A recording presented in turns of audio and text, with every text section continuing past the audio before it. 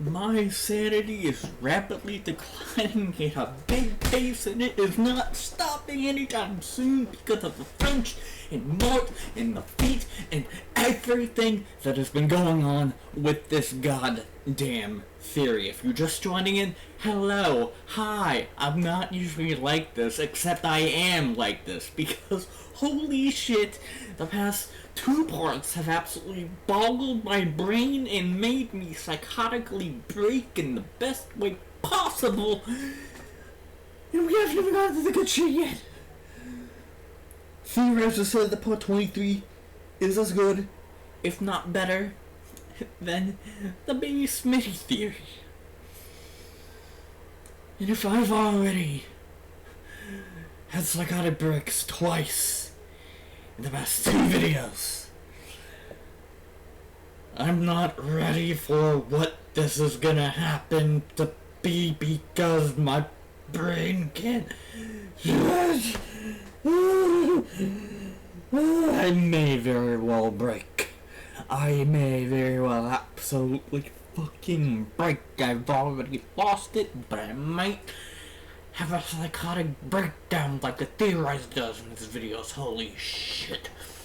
I'm so locked in that metaphorical cage just begging to let me out because please, I want to eat. Get me away from your psychotic ramblings.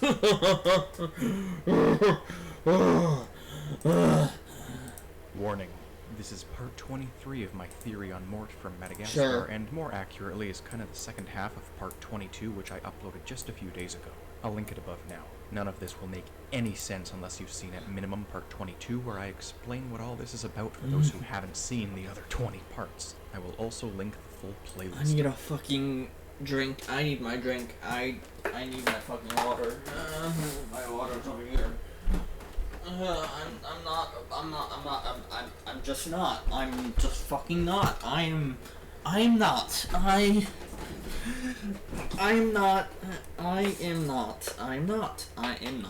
am not. He is Mort, for he is death. He is death, for he is Mort. He is death, for he is Mort the Lemur. He is death, for he is Mort the fucking Lemur. He's death. He is death, for he is Mort. He is death, for he is Mort. He is death, for he is Mort the fucking Lemur. The feet, everything. Above. Good. Good. Let's do this thing. I'm not fucking ready. I'm not ready, dude. I'm not fucking prepared for this. I am at no way prepared for anything that's gonna happen here. But let's do it, dude. Hello, I'm the Theorizer, and with Right. the previous video, we finally have the majority of Shrek out of the way. Not all of it, but here's where things Also, are. this is the most recent part to the Mort theory, and after this, we're gonna be patiently waiting for part 24 of the Mort theory, which I need something. I need something to keep me occupied. I need something to keep me occupied from this insanity. I need something. Comment down below what I should react to next, because I need something to continuously break my mind like this is. Take a turn. These sky gods. Yeah? The amount that they're doing, that they're getting away with, it's just ridiculous. We covered a lot in that video. The gods are manipulating musicians, Of course. turning their own footmen against one Yeah. another, swapping sides, dictating fates, and jump-starting apocalypses. Who are they? I mean, we know that. We get a ton of it in All Hail King Julian, but I have more to... The fruits are the sky gods, right? Or maybe the fruits just work for the sky gods. And maybe there's a god that we've never seen that is... Hang on to this. They are called sky gods for a reason. They aren't just gods. They are the controllers of the sky. You know about the spooky lightning, but it goes far deeper than that. We even know about the ghosts and the magic they Yeah. perpetuate, but that's still only like one level deep. We need to be much more aggressive. Here's where things are either going to get shocking or go too far, and that's with the sun and moon imagery. Give me 1 minute though, and you'll see just how solid this really is. There's the little things, like how Mort screams at the sun, or how there's a sun on the Duloc music cult. Okay. Wow. Flimsy as all hell. But we do know that the sun and moon are godly. It's all hail King Julian stuff, but that moon, this moon, I'm telling you, charming, races to save Fiona in front In front of a moon. I mean, in front of a moon. I mean, the moon's present in a bunch of these DreamWorks things. It's all part of Sky Gods. Don't tell me that Fairy Godmother worked with the Sky Gods. We're already not even 2 minutes in. I'm already about to fucking break and lose it again. Holy fucking shit, dude. Oh, here it comes, dude. of an abnormally large desert full moon. The night of the fairy godmother's blackmail is centered around an abnormally large, omnipresent full moon. Shrek and Fiona enjoy their honeymoon while being watched across where the lightning splits the sea by a looming and aggressive, abnormally large full moon. And then there's tons more, too. This is just the Shrek films, mind you. I could go into detail with all the other appearances, too, but it's always there. The moon is always there if you're watching any of the films I've been theorizing on, because every single time you start up one of these movies, you're greeted with exact... Stop!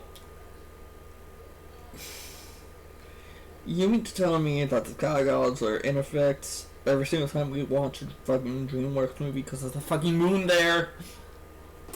What, are you gonna tell me that the fucking person sitting on the moon is a footman too? Don't. Actually don't. Don't. Exactly that. The DreamWorks moon. This is the ultimate Sky God.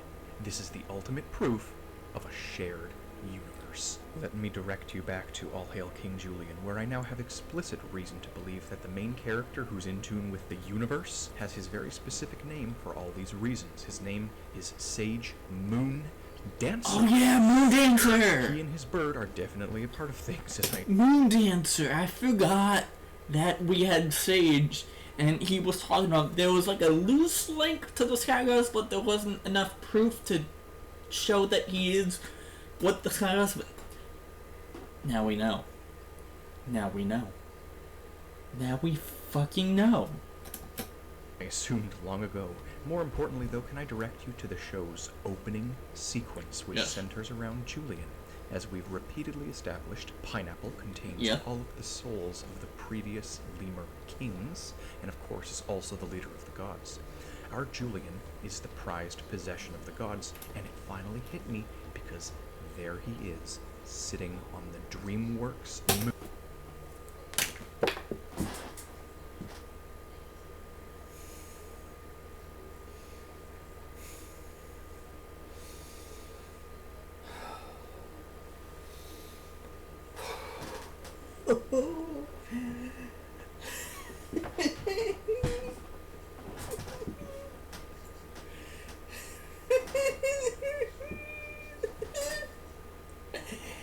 Julian's on the moon! He is on the fucking moon! He's on the DreamWorks moon!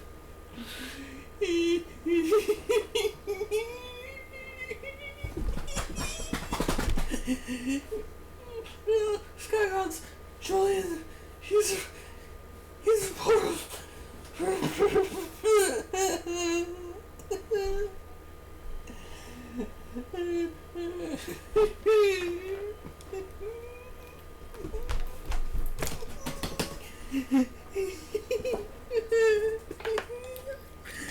losing it, dude. I'm having a break. I'm having a fucking break, dude. I'm having a fucking break. This will be on too. Moon, fishing and catching. Who do you think? Mort.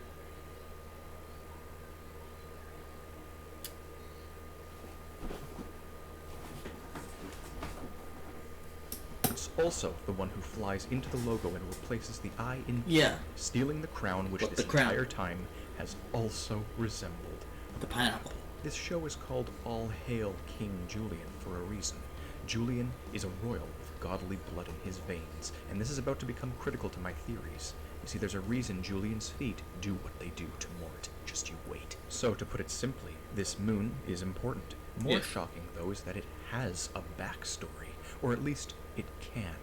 Perhaps the moon represents all of the sky gods at once, a symbol of the pantheon.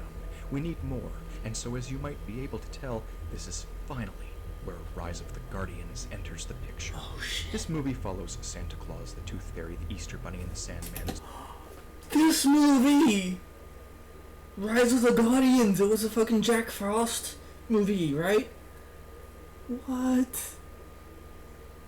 Oh, dude, I have not seen that movie in years. Even through the reruns that are along with Christmas, I've never seen it once before. Oh my god, the only reason I remember it is because it's Jack Frost's origin story. What the fuck? That just hit me with nostalgia like you've never known. Okay, how does this movie tie into it all? Come on, how does this movie tie into it all besides the fucking moon that he's showing the back? As they're all spirits who were once alive and then sort of kept from death by the man in the moon. There are many other spirits too, but these few are the most physical and legendary, and they are referred to as guardians. The film details Jack Frost evolving from regular spirit to guardian. Yeah. The film's villain is a truly aggressive being known as Pitch Black, aka the Boogeyman. The Guardians have to stop him. I hope you can see the parallels in how the man in the moon keeps people from death and then assimilates them, because it's the exact same anti-Mort capabilities that I've been theorizing the Sky Gods to have for ages now. These Guardians are there to comfort and raise the next generations of humanity, keeping them safe from the Boogeyman. I'm hesitant, however. Hesitant for the same reason I was hesitant to include my old Guardians theory in the playlist and still haven't, and the same reason I have yet to make another video on the film. This is miles more complex than the other films. You see, Rise of the Guardians is directly based off of the Guardians of Childhood book series, which is full of lore and its own backstories, but DreamWorks also has a track record of appropriating source material and merging them into prior conceived plot lines to their liking. Remember the film Home? Do you remember what I said about it in part French. 1? The aliens took up residence in Paris, French. of all places? Well, commenter Retro Red made sure to highlight the true mind blow here, which is that the book Home is based on didn't take place in Paris. Oh.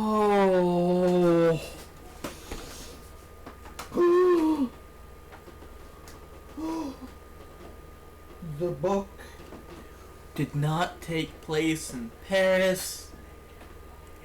Yet here comes good old DreamWorks and their all righteous lore writing proof.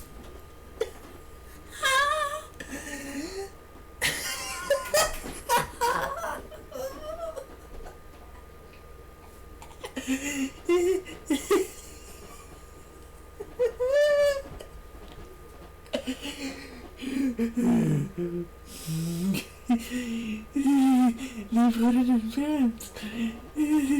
it in advance. And we know why. The footmen, the French established exterminated terminators.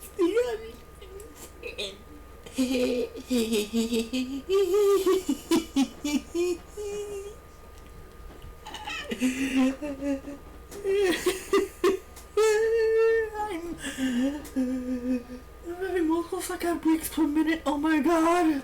DreamWorks consciously changed Yeah, they changed it. That was the sound that I made. Another example of book continuity is Shrek, where I deemed that various characters had been adapted from the book improperly for a very strict reason. To put things as simply as I can, DreamWorks is taking elements and bending them to their own stories. This changes things, and even if you choose to defy their methods, my point in general is this. The Sky Gods are taking those who were reaped wrong and twisting them to their cause. This is the grand story across all DreamWorks films you see. Each side is recruiting more and more forces from the other side, slowly compromising everything as humans regress into weaker and weaker states. This leads to more desperation and more underhandedness, and as I've already said a few times now, things are not black and white. And hey, I'm just saying, if the Sky Gods created the Guardians, then it would stand to reason that Mort created the Boogeyman. Yeah. All it takes is one look at his weapon of choice, and you can see that I'm right on the fucking mark. Yeah, This moon, the moon we see recur everywhere imaginable, is not a moon. It is a sky god, or all sky gods. As tired as I am of the Shrek films at this point in the theory, one of the key moments I can highlight would be when two intelligent beasts sit next to each other, staring directly at it, as they point to mythical ancestral figures in various constellations scattered about. The moon, the heavens, the Mort constellation. It's skin like a giant spotlight. It is not a moon, it is right in front. True! That's actually true, because the moon, if you sit in front of the moon, like if you like, sit and look at the moon, it doesn't illuminate you. But they're getting illuminated. They are literally right there. Like the moon is literally in front of them.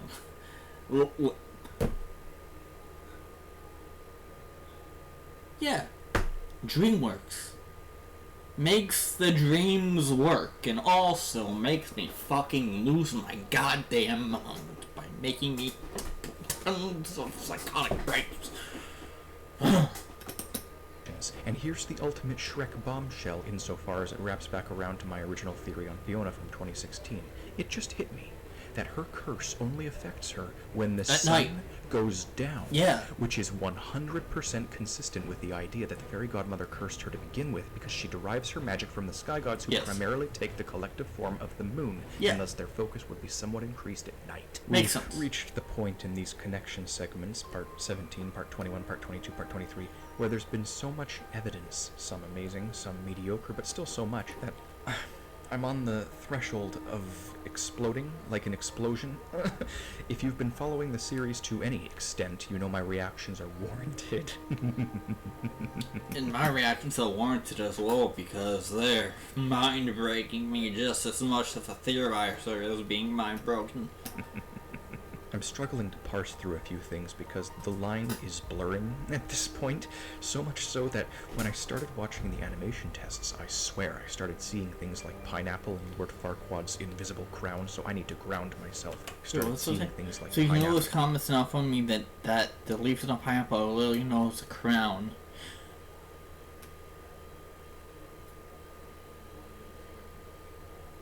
Yeah,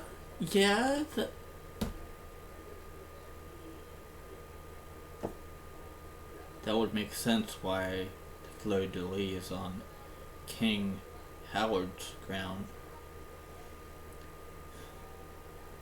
That would make sense why it is a modified fleur-de-lis to have the top of a pineapple on his crown, because the top of a pineapple is known as the crown.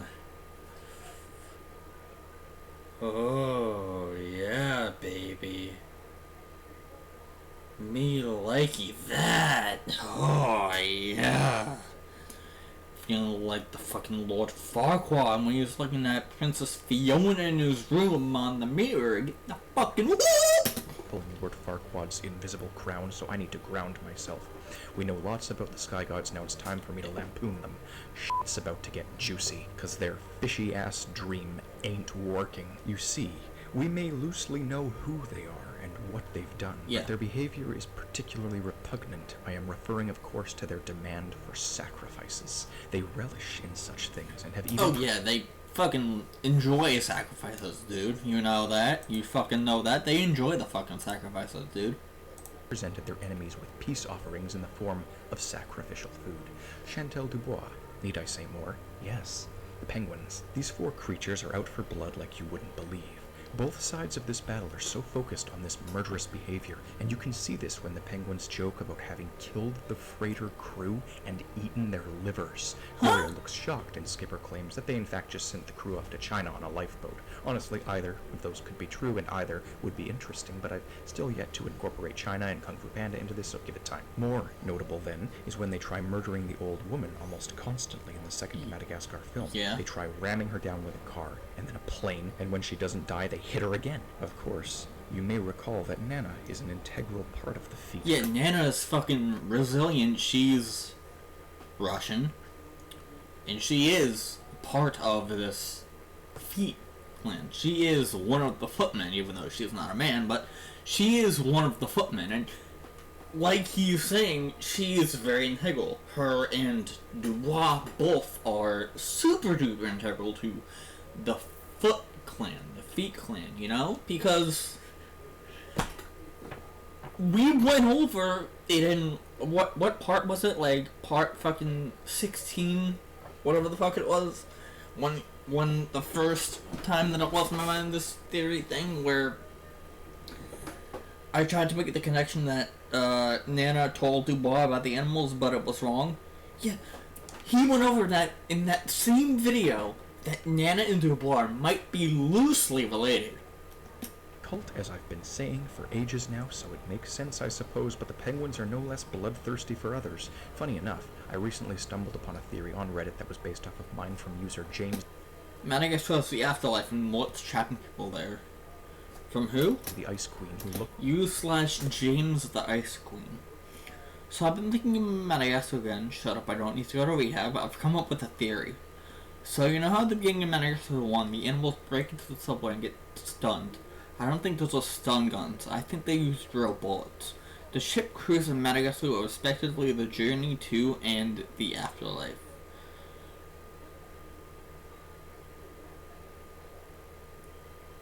I mean, I'm trying to think, because Mort is death.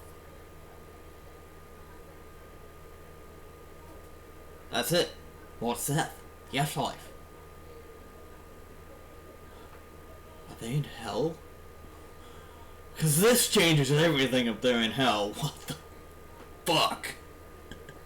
What the fuck? No. They're not in hell. They're not in hell.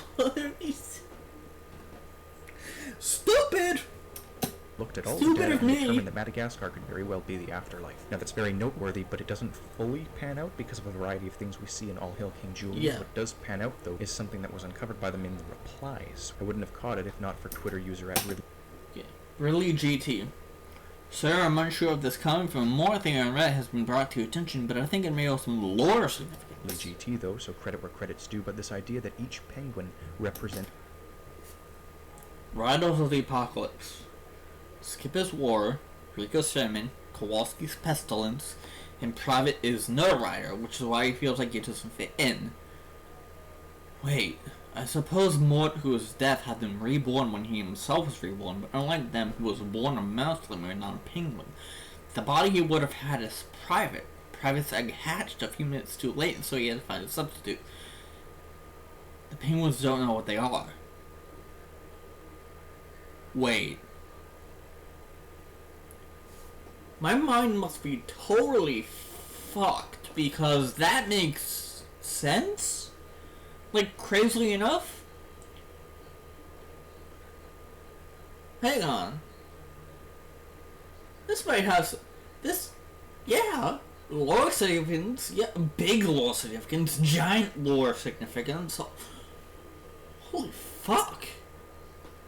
Wait, that makes perfect sense, because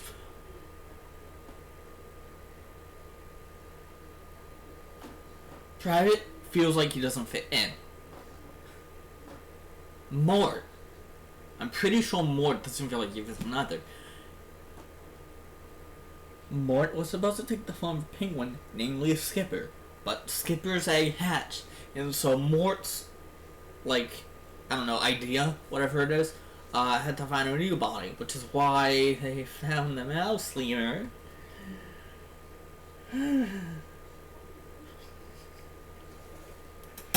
A different horseman of the apocalypse? Well, it would answer a large number of questions I've been having about the topic. I don't know about the other two, but Rico and Skipper almost eerily fit the descriptions of war and famine. And I think it was Rico's bottomless stomach that really almost answer a large number of questions. Oh, Private. No, not Skipper. Private. Because it used to be... Mort was supposed to be Private. But Private's like hatched and... Yeah. Sorry for mine. I've been having about the topic. I don't know about the other two, but Rico and Skipper almost eerily fit the descriptions of war and famine, and I think it was Rico's bottomless stomach that really got me. I don't know though, we'll have to see how things play out, but these important supernatural figures will likely come into play eventually, one way or another. I have since figured it out, and we'll cover it in part 24. Ooh. A bit of a lore drop there, he's figured it out, and we'll see in the next part. But by the way, just a hint, Mort is not a clown, he is the whole circus.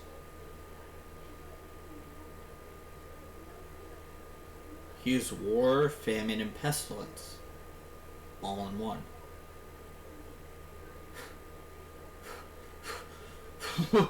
That's not it, but not it, but I'm just putting it out there. I'm just putting it out there. I'm just putting it on a platter out there. That's not it, but not it. But, again, not having a stupid moment. The point in all of this is that the sky gods are bloodthirsty, Yes. the penguins are bloodthirsty, Mort is bloodthirsty, Yeah. and yes, as I've mentioned multiple times before, I have indeed seen the Yeah. penguins post-credit scene where Mort basically eats King Julian whole after being transfused with a crap ton of mutated genes. This scene does add to the idea that the films agree with All Hail King Julian's depiction of Mort, but also that Mort is involved in the sacrificial food business. I will say that this isn't permanent though. Julian isn't dead here, and he was likely fine afterwards. Though remember last time when I said Donkey could have been sacrificial food? Well, you're not gonna believe this, but in Shrek 4, the ogres literally tie Donkey up to eat him, and he claims that he goes down smooth but comes out fighting. This implies that Donkey somehow has knowledge of what it's like to be eaten, and yet... I mean, yeah, if he says that, then he does have knowledge of being eaten. Which parallels what Mort did with King Julian. Because he ate him whole, and yet King Julian's still alive.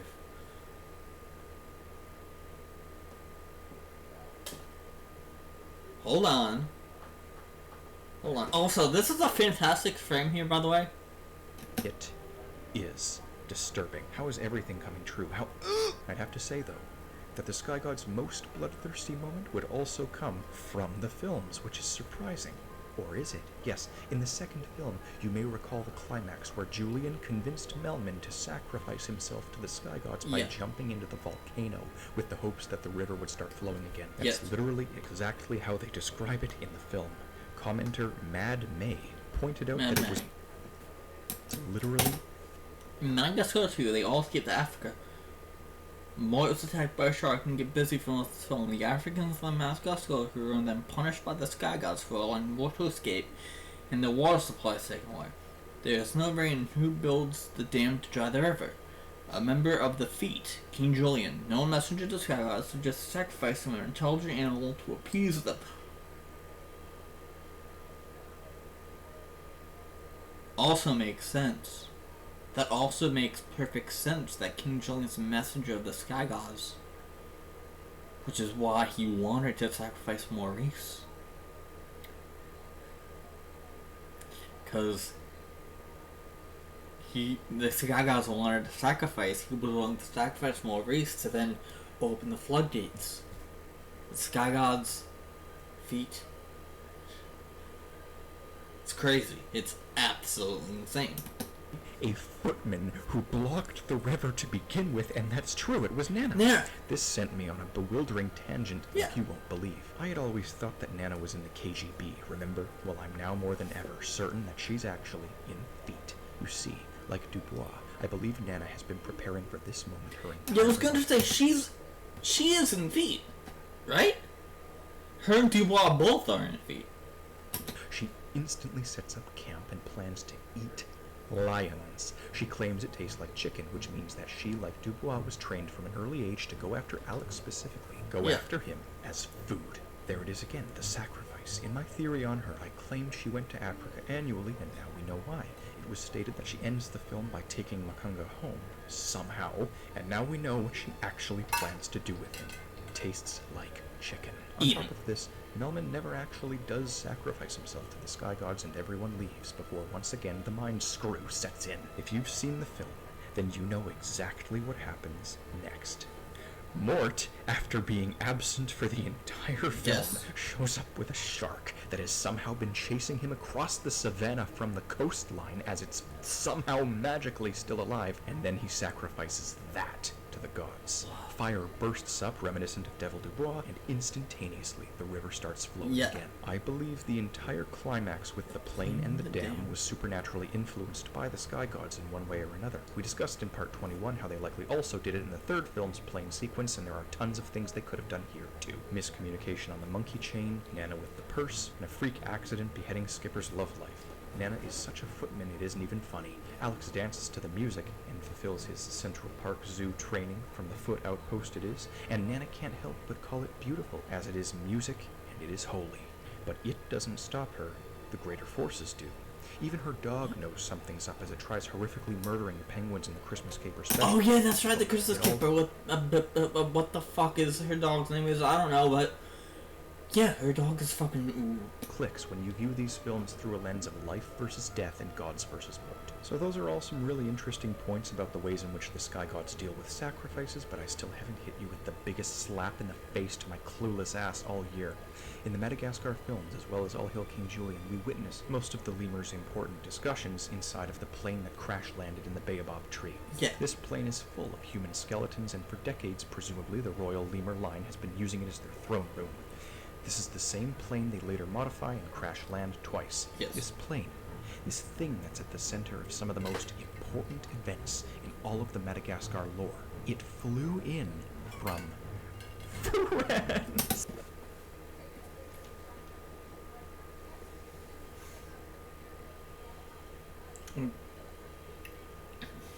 I can't, dude. I don't have the energy in me to freak out anymore. We're not even halfway through the video, and I can't even freak out anymore. I can't even fucking do this. This may be an hour-long reaction. This may be the first ever Theorizer hour-long reaction. This may be over an hour. I don't know if it's gonna be over an hour, but you know, you guys will know if it's over an hour when you see the timestamp up on YouTube. Currently though, I do not know if it's gonna be an hour long. Fucking France, dude. Honestly, I can keep going. These French people flew in with a cookbook that instructs how to cook lemurs like the apparent sacrificial food they are.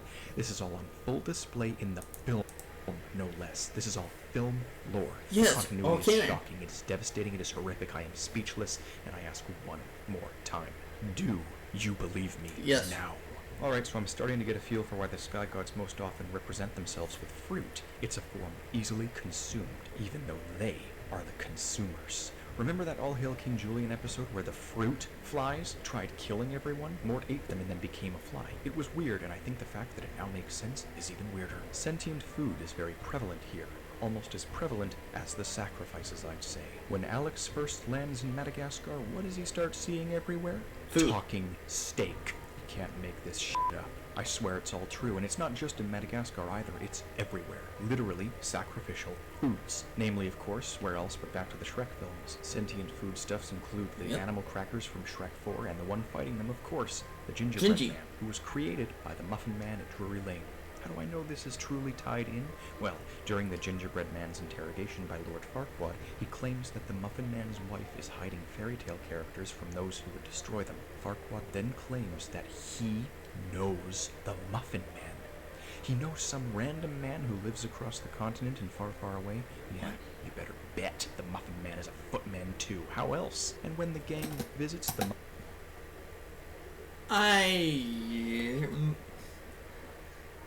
Actually, you know what? Yeah.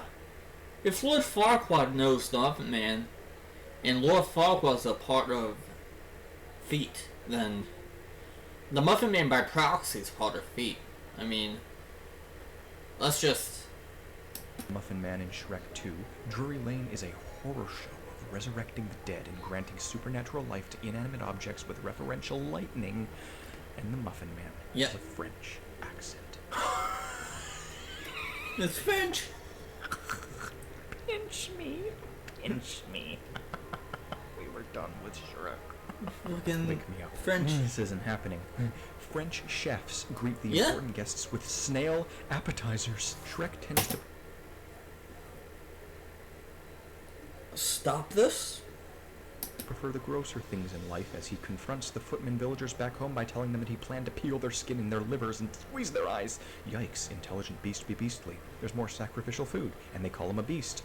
Following the dinner scene, the godmother shows up from a brightly lit night sky as she sings a song so full of evidence that it isn't remotely funny. She gives Fiona a Bichon Frise, which is a French dog, and makes sure to specify the breed in her musical number before offering a chicken fricassee and telling Fiona to spoon someone on the moon and showing Prince Charles in Fiona's bathroom mirror, but more on that in a second. The godmother creates life. She makes furniture sentient, which is directly in line with all that I've been saying. She probably created the enchanted trees too, and this is where all my Dronki theories come in, considering we now know why her magic was powerful enough to permit their existence. Yeah. In the godmother's factory, her own workers actively hate her tyrannical rule and are out to stop her in a unionized movement that's somewhat similar to the movement she helped create, the meme cult. These are all very vague little pieces of evidence on their own, but not together. Together they add up. Even if the more coincidental ones add very little, you don't realize these sorts of things until you acknowledge that a ton of DreamWorks films end on dance sequences, which is no longer as ridiculous and boring as you thought. I mean, yeah, most DreamWorks films do end on, like, Or how about when the three pigs look at the fairy godmother's dress and say they see London, they see France? I don't know. I thought that was just like a joke thing about, you know, oh, I see London, I see France, I see someone, I see her on the pants. You know, like that kid thing.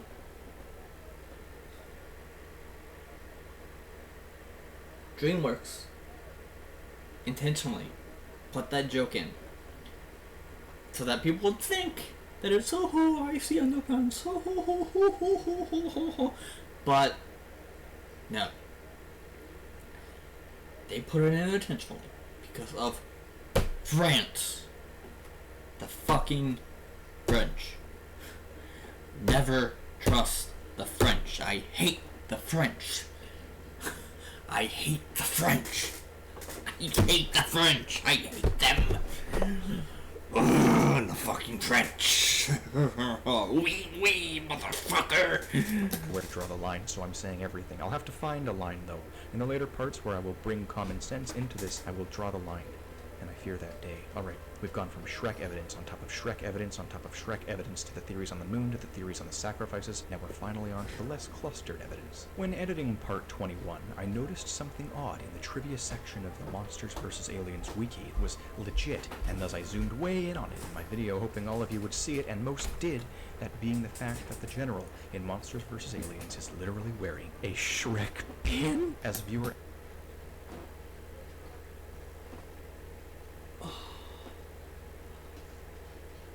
Oh.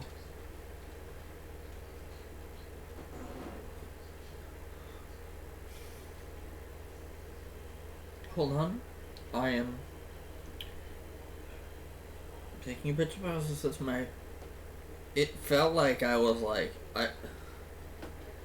Wow, that was weird. I heard that, and I literally felt like I was gonna pass out. Like, for like a split second. It was... Wow. Wow. Anyway, Shrek. Shrek is in Monsters vs. Aliens. It makes sense that every single fucking DreamWorks movie is connected, because we already know that every DreamWorks movie is fucking connected somehow to the moon. The fucking moon. Yeah. at Lin Sensei pointed out on Twitter, it is indeed also surrounded by clouds, as you would expect from the sky gods. It is in fact the definitive form they take in most of the canon. Though, what are the details and logistics of this? How does this work in terms of overall timeline? What does it mean? I plan to get to this later, of course, as I have no idea at the moment. It shakes a few things up, but can also be discussed in the logic segments. I've also gotten a few comments about the villain of the boss baby, whose name is literally Francis. French. This is insane! This is insane! How has nobody spotted, at bare minimum, the French connections before? How in all these years am I honestly the first? A number of you have commented about Mr. Peabody and Sherman going back to medieval France, and there being an absolutely massive number of connections in it, but I'll tend to that in the next part because this theory is getting larger than anything I've ever made. Another pattern I realized upon a recent Megamind rewatch is when Metro Man pretends to be weakened near the beginning of the film, he randomly chooses copper to be the metal of his weakness, which I find quite fascinating considering a substantial part of Mort is infamously made of copper. Remember his genetics? That was one of the few things on the list. Metro Man also discusses non-corrosive metals, but I felt the need to cover the copper. Again, debate in the comments, but this would come as no surprise because of course Feet would want to recruit Metro Man. Yeah. He's the pinnacle of forced evolution, given that he's essentially Superman. Even more evidence against Metro City is that they let Megamind orbit his own satellite, and they claim the city does pay the prison, but we're all past that now. No, what we need to discuss right now is more important than petty pins or copper. We need to get on a critical mystery. Todd. Remember this All Hail King Julian character? He's a... We're going back to this fucko, are we? This fucking possessed mouse lemur that apparently needs to have a fucking exorcist performed on him to exorcise the demons out of him. I wouldn't be surprised if this fucker's exactly like Mort. You think I forget this fucking bitch? Look at him. Look at this dude. Look at this fucking eyes. Fucking... Is he high? Is he fucking zooted? Is he off of that Zaza? The toddler, and so much more. As you may recall, he's a little baby lemur possessed by a devil, and he has 2/7 of the deadly sins for parents. The show flips between the terms devil and demon, but considering the fire symbolism I keep highlighting throughout these last few videos with things like the maybe random flames on Charming's leotard, you know, there's evidence everywhere if you squint hard enough, but we know that Dubois has a more direct tie to the big one, which would imply to me that Todd is being possessed by a low-level functionary courtesy of Hell, or the Sky God's equivalent of Hell. They do reference it in the show, if I recall. Todd is possessed by a demon, but not just any demon. It's one that makes the exact same attack face as our dear old Mort, which would imply that they are tied. Here's the thing. Since the very first second I mentioned Todd, you've all been commenting how Todd is German for I shit you not. The word death. So Mort is French for death, and Todd is German for death. Yep, they're one and the same. Hi dog. Hi dog. Yeah, hi. Yeah, hi, I'm in the middle of something. Yeah, hi, I'm doing a reaction. I'm losing my fucking mind. I'm losing my mind. Okay? Can you let me lose my mind a little bit more? Please? Can you let me lose my mind a little bit?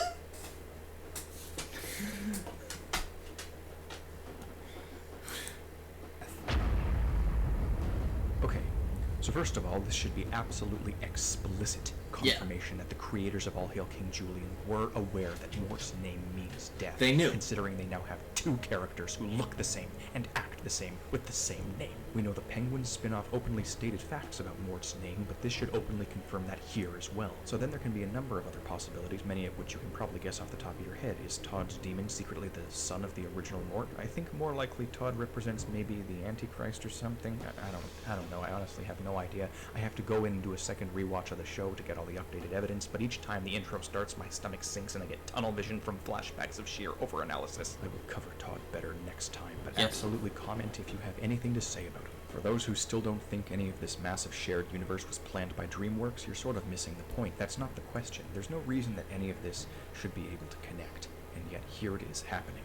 Sometimes in a flimsy way, but sometimes to perfection.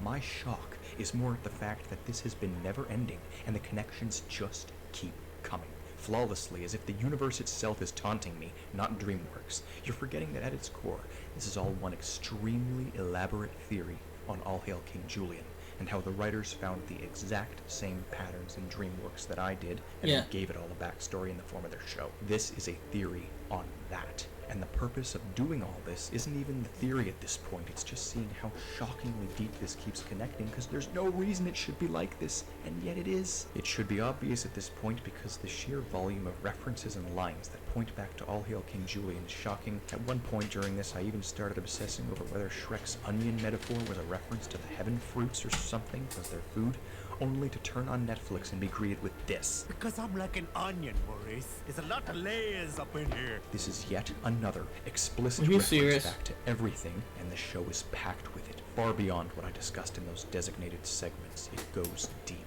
The only Theorizer, you need to rewatch All Hail King Julian. You need to fucking rewatch it, because there's probably evidence in that show that you haven't gotten the first time you watched it, because you watched it under the guise of, like, looking at Mort and stuff. But now that you have all this evidence, you should go back, watch it again, and note down any additional, like, evidence that you see in the show. Because there's really a ton of fucking stuff in the show that you missed the first time. So, I mean... Watch party? No.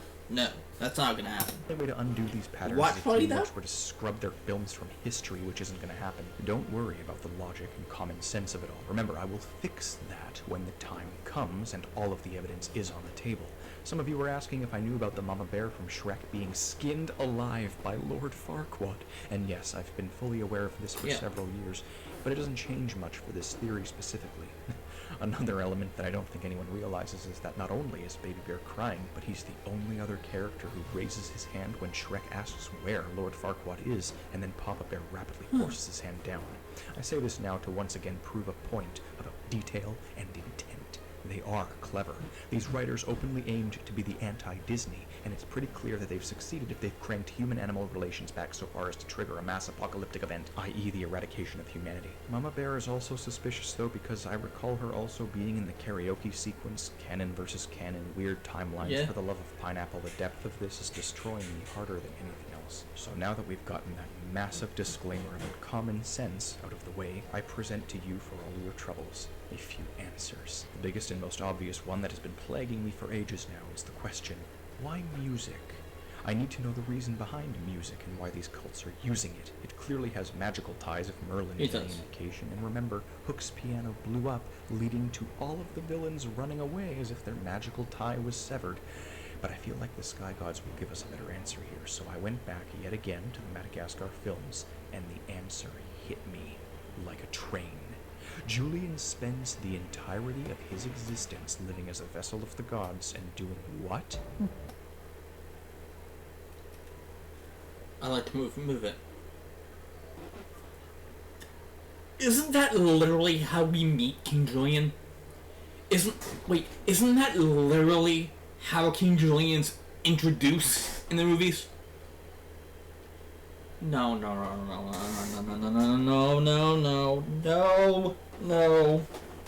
No. Isn't that how he's introduced? Isn't that how he is fucking introduced? That they look through the fucking bushes and they see King Julian singing and dancing. I like to move it. It's nothing for fucking Dancing. He's constantly doing the move it, and Mort clamps onto his feet to stop him from doing it. Yeah. This is it. I was right with the piano. Music truly is how they communicate with the Sky Gods. Julian's And Mort wants to stop him from dancing because he doesn't want Julian communicating with the Sky Gods. It makes sense. entire character is that he has godly blood and he's a dancer. That's it. I'm speechless. You have to believe me, this is insane. Commenter Anna May probably puts it best because music literally is the universal language. I felt like there was even more though, and then a second train hit me. This is already canon. It was established in All Hail King Julian, the show that answers everything. Yeah. That music is how they communicate with the gods. You called me crazy. Who's laughing now? There are wrinkles, as expected. Some of the bigger wrinkles in all this are the intentions of various characters, like how the Sky Gods are out to destroy Mort, but they still befriend smart Mort. There's a lot of overlapping. Things, again, are not as black and white as they seem. If you think Mort clamping onto Julian's feet is a slight leap, take notice of how half the time Mort's musical endeavors are smug and cynical and full of disdain. A danse macabre. So I returned to the show yet again, and then a third train hit me. The Club Moist episode. Mort goes up on stage to sing a song, and the lyrics tell us exactly what I've been saying. Your feet make me weak when I'm dancing to the beat. There it is. What? Stop doubting these things. Julian is a being whose mere existence, by little fault of his own, keeps Mort suppressed. The feet are the key to dancing, and they are grounded like Mort, and this is our answer to both the music cult and the feet obsession. Last but not least, I have our final twists. Firstly, some more evidence that the Central Park Zoo is some sort of stronghold for suppressing animal intelligence. Obviously, there's big evidence like Alice and the Mort plushies, but how about evidence from the films directly? Well, evidence that they know about the intelligence should come purely from the way they treat the gang. They keep them weak and pampered so as to suppress them and keep them docile. Do you remember the film I deemed to be a companion piece to Madagascar, Over the Hedge? Well, in it, the main plot line is the antithesis to this. RJ shows off how humans are getting pampered and weaker and losing mobility and devolving. Both sides are trying to suppress the other into extinction, and it seems to be working. Also, note the moon. Perhaps Vincent was the villain of the film for the same reason he was used at the Honey trial. He's on the wrong side of this fight, but something's going on here. The suppression, the war, the timeline. Commenter Gavin Alexander Hernandez pointed out some of the most critical timeline. Commenter... That's right. That's right. The president in Monsters and Aliens uses fucking Axel F to stop the aliens. Music. It's another music link, but I wonder how it links to everything. Gavin Alexander Hernandez pointed out some of the most critical evidence I've seen from you all yet, and it's that the president from Monsters vs. Aliens literally greets aliens by blaring a musical meme on a piano for no reason. Musical meme alien team, I ask for one last time. How the f*** can someone disagree with this? He's been fully immersed in General Warmonger's propaganda, and as you were all eager to point out, the film's credit scene ends with him firing the nukes. End of humanity? I was instantly on board, but hold on a second. Remember, I'm feeling something off. All of the references feel like they're inverted. Something's going on here. Something's wrong. What is it? What?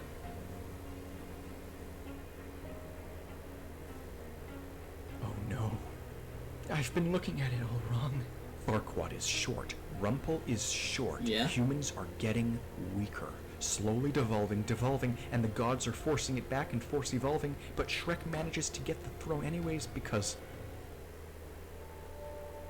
What?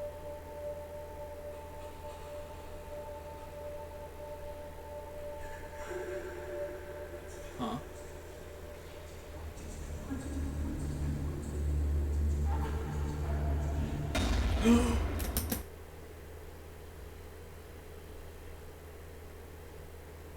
They're all backwards. We've been looking at it backwards this entire time. Humans don't suddenly go extinct from Mort and his forces. It's an insidious slow burn until animals take over. Kung Fu Panda isn't just in the future. Shrek is too. They call things medieval in the Shrek films. Why? That word didn't come around until long after the actual medieval times. Prince Charles on the wall? How can he exist in a past that doesn't? Oh goodness, could Far Far Away be the actual Hollywood repurposing Disneyland into legitimization? While they sing songs from the 2000s, a frog became human and usurped the throne. Animals are getting happy endings. What is going on here? Why are the Mort forces getting their happiness? Unless... Oh. What? Have I been wrong about Mort this entire time? He's not the villain. He's the good guy. What? Mort's been the hero all this time. Huh? He's just death. The devils are the enemy here. Oh, what The amount of holes in this, I'm aware. I'm aware of how backwards and wild this sounds, and how it on the surface changes the origin of the music cult, but there are equally as many holes if the timeline was forwards, and Madagascar always seems to be the origin anyways. The villains had tricked me into siding with them, and this is about to get wild.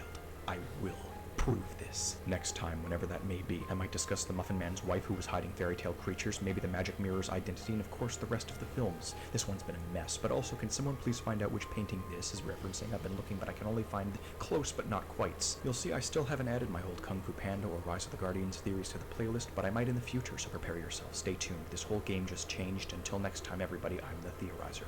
Mort may haunt my dreams, but I have the upper hand, considering I'm real and he's not. So I guess now we wait. Now we wait for the elusive part 24. And also for if he adds any more videos to the playlist. Because I'm sure that he's going to add a couple other theories to the playlist that tie in with either parts 24 or later parts of this massive theory. Holy shit, though. That was fucking awesome. That was actually amazing. That was actually fucking amazing. Holy fuck. What the hell was that? I guess now we wait. I guess now we patiently wait for the Theorizer to work his psychotic magic and bring us a new theory in the form of either Mort or the second Pixar theory describing how B&L is Disney and there's Pixars in every Pixar movie, and those Pixars have self-contained movies in those movies, including the source material, because Monsters Inc. has fucking Nemo and Toy Story. This shit's getting fucking wild, man. I'll see you guys in the next part. I'll see you guys in the next video. Goodbye.